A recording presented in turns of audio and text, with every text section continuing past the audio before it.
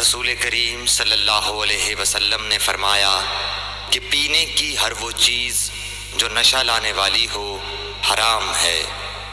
صحیح بخاری حدیث نمبر 242۔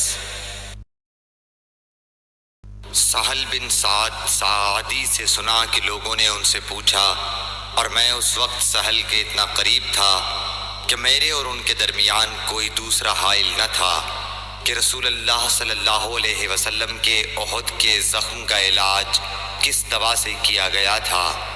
انہوں نے کہا کہ اس بات کا جاننے والا اب مجھ سے زیادہ کوئی نہیں رہا۔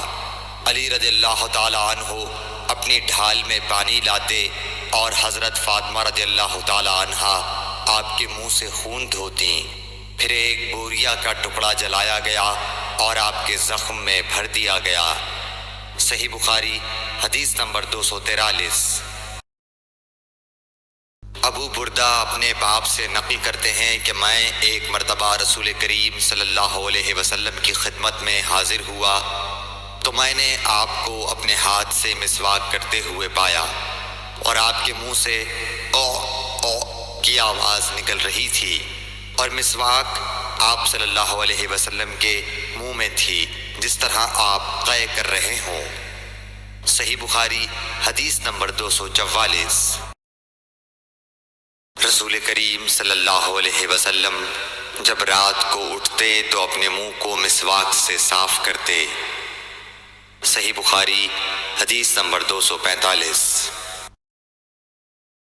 رسول کریم صلی اللہ علیہ وسلم نے فرمایا کہ میں نے دیکھا کہ خواب میں مسواک کر رہا ہوں تو میرے پاس دو آدمی آئے، ایک ان میں سے دوسرے سے بڑا تھا، تو میں نے چھوٹے کو مسواک دے دی، پھر مجھ سے کہا گیا کہ بڑے کو دو، تب میں نے ان میں سے بڑے کو دی۔ صحیح بخاری حدیث نمبر 246۔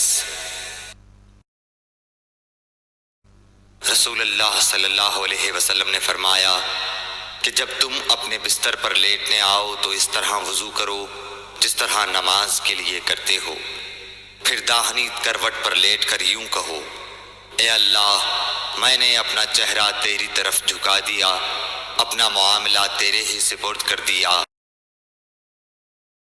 میں نے تیرے ثواب کی توقع اور تیرے عذاب کے ڈر سے تجھے ہی پشت پناہ بنا لیا، تیرے سوا کہیں پناہ اور نجات کی جگہ نہیں۔ اے اللہ، جو کتاب تو نے نازل کی میں اس پر ایمان لایا، جو نبی تو نے بھیجا میں اس پر ایمان لایا، تو اگر اس حالت میں اسی رات مر گیا تو فطرت پر مرے گا، اور اس دعا کو سب باتوں کے آخر میں پڑھ۔ حضرت برا کہتے ہیں کہ میں نے رسول اللہ صلی اللہ علیہ وسلم کے سامنے اس دعا کو دوبارہ پڑھا، جب آمنت بکتابک الذی انزلت پر پہنچا تو میں نے ورسولک کا لفظ کہہ دیا۔ آپ نے فرمایا نہیں، یوں کہو ونبیک الذی ارسلت۔ صحیح بخاری حدیث نمبر 247۔